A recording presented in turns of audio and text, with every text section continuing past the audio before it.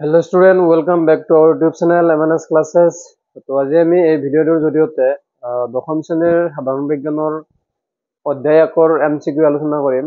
তো এই ভিডিওটোত মই 10টা গুৰুত্বপূৰ্ণ 20টা গুৰুত্বপূৰ্ণ MCQ দিম। তোমালোকে ভিডিওটো একফালৰ পৰা চাবা আৰু যিমান পাৰা বন্ধু বান্ধৱীৰ লগত শ্বেয়াৰ কৰিবা। এক নম্বৰ কুৱেশ্যনটো আছে আমাৰ তলৰ কোনটো ৰাসায়নিক প্ৰক্ৰিয়া হয়?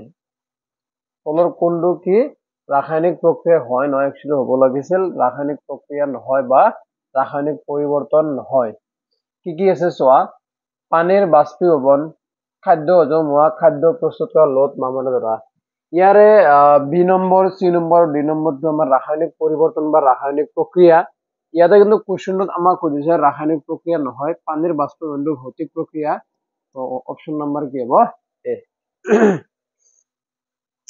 দুই নম্বৰ কুৱেশ্যনটো আছে দুই নম্বৰ কুৱেশ্যনটো ক'লে আমাক পানীৰ বিদ্যুৎ বিশ্লেষণ তলৰ কোনটো বিক্ৰিয়াৰ উদাহৰণ পানীৰ বিদ্যুৎ বিশ্লেষণ চোৱা পানী H2O যেতিয়া আমি ইয়াত কি দিম বিদ্যুৎ দিয়াৰ লগে লগে হাইড্ৰজেন আৰু কি অক্সিজেনলৈ ভাঙি যাব যেহেতু এটা বিক্ৰিয়ক পদাৰ্থ দুটা বিক্ৰিয়া পদাৰ্থলৈ কি হৈছে ভাঙি গৈছে তেতিয়া হলে হেতু হ'ব বিযোজন বিক্ৰিয়া অপচন এ সংযোজন বিত বিযোজন চিত অপহৰণ দিত তাপবৰ্জি কি হ'ব আমাৰ বিযোজন বিক্ৰিয়া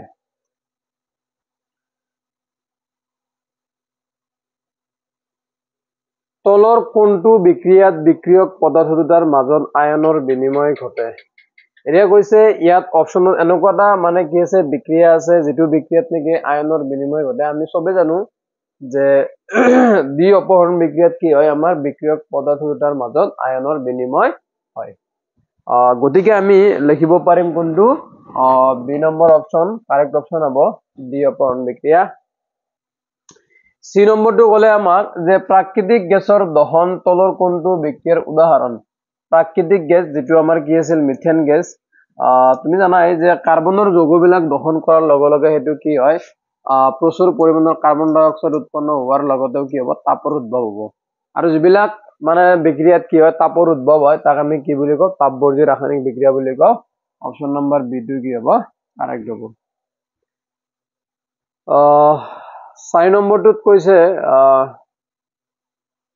6 নম্বৰটোত চোৱা মানে কোৱেশ্যনটো অলপ মানে মিসিং হ'ল মানে চৰা 6 নম্বৰ কোৱেশ্যনটো এটো যে জিংক অক্সাইড প্লাস কাৰ্বন ইয়াত আছে জিংক প্লাস কি কাৰ্বন মনোক্সাইড কৈছে এই বিক্ৰিয়াত জাৰিত আৰু বিজাৰিত পদাৰ্থ দুটা ক্ৰমে জাৰিত আৰু বিজাৰিত ইয়াত চোৱা কাৰ্বনৰ লগত অক্সিজেন নাই গতিকে এইফালে অক্সিজেন লাভ কৰিছে লাভ কৰি কাৰ্বন মনোক্সাইড উৎপন্ন হৈছে ইয়াত অক্সিজেন আছিল কিন্তু এইফালে অক্সিজেনটো নাইকিয়া মানে ই বিজাৰণ মানে কাৰ্বনটো জাৰিত আৰু জিংক অক্সাইডটো বিজাৰিত এটো জাৰিত বিজাৰিত এটো বিজাৰিত কিন্তু জাৰিত শব্দটো আগত কোৱাৰ কাৰণে আমি কি লিখিম সি নম্বৰ কাৰ্বনটো জাৰিত আৰু জিংক অক্সাইডটো কি বিজাৰিত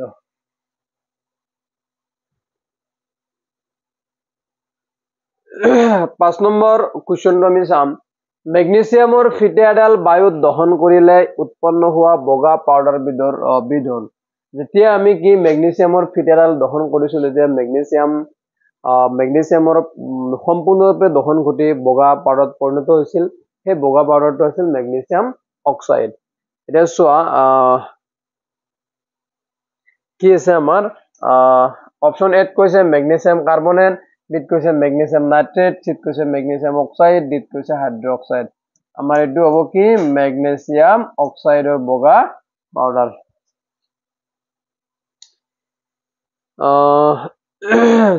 6 নম্বৰটো ক'লে আমাক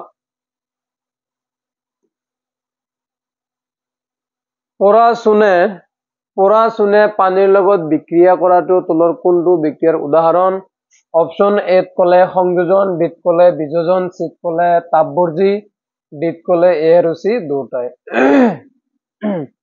চাবা যেতিয়া আমাৰ কি কৈছে চুন মানে আমাৰ কি আছিল ক্যালসিয়াম অক্সাইড ইয়াক যদি আমি পানীৰ লগত বিক্ৰিয়া কৰিব দিছিলো এতিয়া হলে ক্যালসিয়াম হাইড্ৰক্সাইড আৰু প্ৰচুৰ পৰিমাণৰ কি হৈছিল তাপ উৎপন্ন হৈছিল চোৱা দুটা বিক্ৰিয়ক পদাৰ্থৰ লগ লাগি এটা মাত্ৰ বিক্ৰিয়াজাত পদাৰ্থ হৈছে গতিকে এই সংযোজন বিক্ৰিয়া আৰু এই সংযোজন বিক্ৰিয়াটোত কি হৈছে তাপৰ উৎপন্ন হৈছে গতিকে এই তাপবৰ্জি বিক্ৰিয়া তাৰ মানে এ আৰু সি দুটা হ'ব অৰ্থাৎ অপচন ডি টো কাৰেক্ট এ আৰু সি দুটাই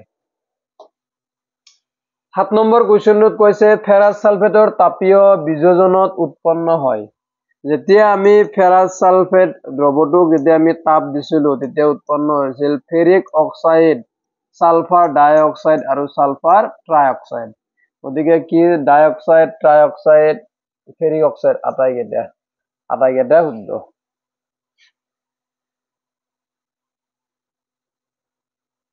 9 নম্বৰ কুৱেশ্যনটো ক'লে যে চূণশিল উত্তপ্ত কৰি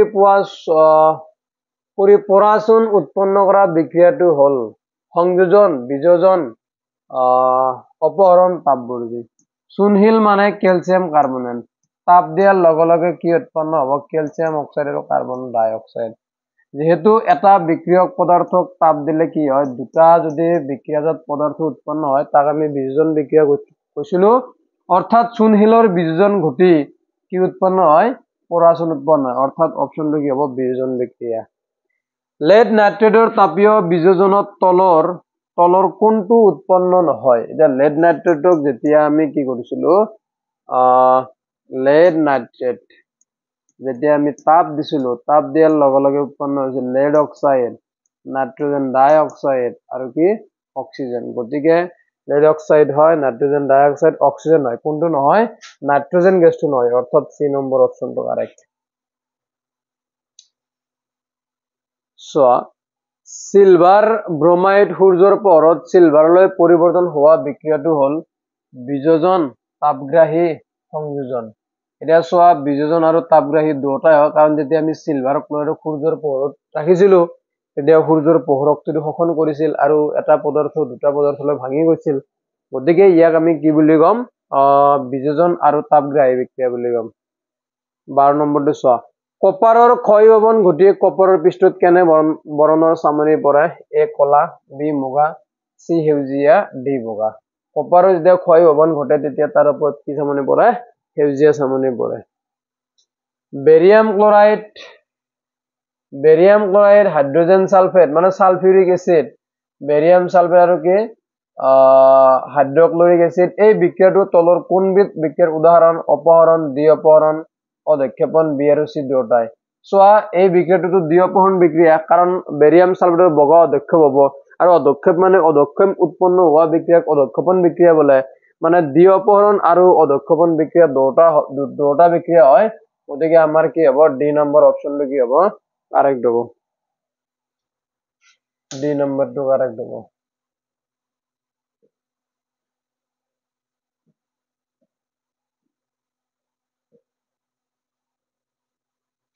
14 নম্বৰ চাবা, যেতিয়া লোৰ গজাল কপাৰ সালফেট দ্ৰৱত 2-3 ঘণ্টা ডুবাই ৰখা হয় তেতিয়া লোৰ গজাল ৰং কেনেকুৱা হব?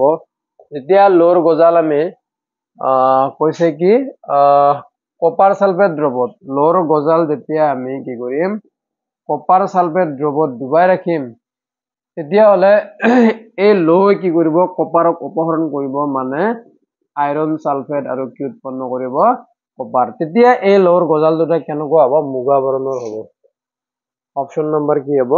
বি। 15 নম্বৰ কৈছে চৰ্বি আৰু তেলজাতীয় খাদ্যবস্তুৰ জাৰণৰ ফলত চৰ্বিৰ দুৰ্গন্ধ আৰু সোৱাদৰ সলনি হোৱা প্ৰক্ৰিয়াটো হৈছে বিজাৰণ, প্ৰতিজাৰক, ক্ষয় ভৱন, চৰ্বিৰ দুৰ্গন্ধিত। কোনটো হব? চৰ্বিৰ দুৰ্গন্ধিত হব। Option number D.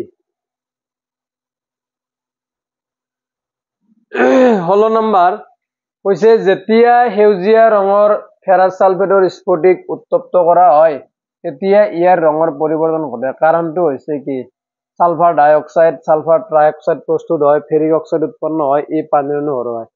অৰিজিনেলি কথাটো হ'ল যে ফেৰাছ সালফেটৰ অণুৰ লগত কি 7টা পানীৰ অণু লগ হৈ থাকে।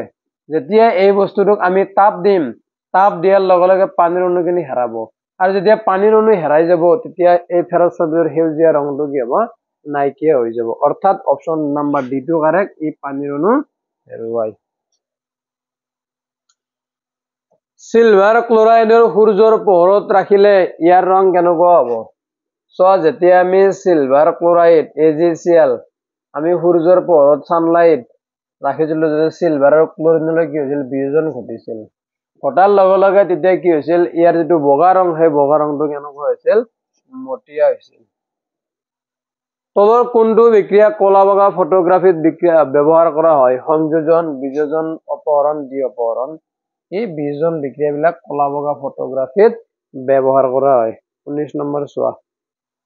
ছখন এবিধ ডেছ বিক্ৰিয়া, অধক্ষেপণ, দ্বি অপহৰণ, তাপবৰ্জী, তাপগ্ৰাহী। আমি জানো ছখন এবিধ কি? তাপবৰ্জী বিক্ৰিয়া, গতিকে অপশ্যন নম্বৰ চিটো কাৰেক্ট হ'ব। চোৱা, এটা বিক্ৰিয়া দিছে আমাক, ইয়াৰ পৰা কৈছে এই বিক্ৰিয়াত জাৰিত আৰু বিজাৰিত পদাৰ্থ বাছি ওলাব লাগে। বিক্ৰিয়াটো আছে এনেকুৱা ধৰণৰ যে মেংগানিজ অক্সাইড প্লাছ HCl উৎপন্ন হৈছিল মেংগানিজ ক্লৰাইড, পানী আৰু কি ক্লৰিন। চোৱা, এই পদাৰ্থটো যিটো আমাৰ অক্সিজেন আছিল ইফালে অক্সিজেন নাইকিয়া হৈছে, আৰু আমি জানো যিটো পদাৰ্থ অক্সিজেন হেৰুৱাই তাক কি বুলি ক'ব? বিজাৰণ বুলি কয়, বিজাৰিত। ই বিজাৰিত পদাৰ্থ। ই যদি বিজাৰিত হয় এইটো কি হ'ব? নিশ্চয় জাৰিত পদাৰ্থ হ'ব। আমাক চোৱা কৈছে জাৰিত আৰু বিজাৰিত। জাৰিত কোনে হৈছে? Hydrochloric acid. ইয়াতে চোৱা জাৰিত হাইড্ৰক্লৰিক এচিড আৰু মেংগানিজ অক্সাইডটো কি বিজাৰিত, অৰ্থাৎ অপশ্যন নম্বৰ চিটো কি হ'ব? কাৰেক্ট হ'ব। আজি এই ভিডিঅ'টোৰ দ্বাৰা 20টা MCQ দিয়া হ'ল। গতিকে তোমালোকে চেনেলটো ছাবস্ক্ৰাইব কৰিবা। ইয়াৰ পৰৱৰ্তী ভিডিঅ'ত আমি বাকী লেচনবিলাকৰ গুৰুত্বপূৰ্ণ MCQ আলোচনা কৰিম। তো আজিলৈকে এইখিনি থাকে।